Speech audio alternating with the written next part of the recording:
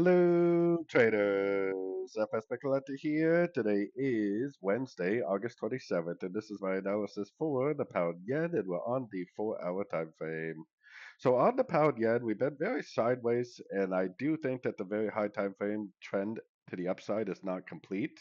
But I also think that this 4-hour time frame correction is probably not complete either. I think it needs to go down to at least one of these lower Fibonacci levels before we end up continuing the weekly time frame uptrend, at least up to the 202 area and maybe even higher. So going down to the 1 hour time frame, I would definitely still be recommending shorts. I mean, I think there's a good chance that, it could possibly go up and take out one of these highs, but I think there's a good chance it's going to go down at least to the 50%, grab this liquidity down here, could possibly even push down to the 60 or even the 71%.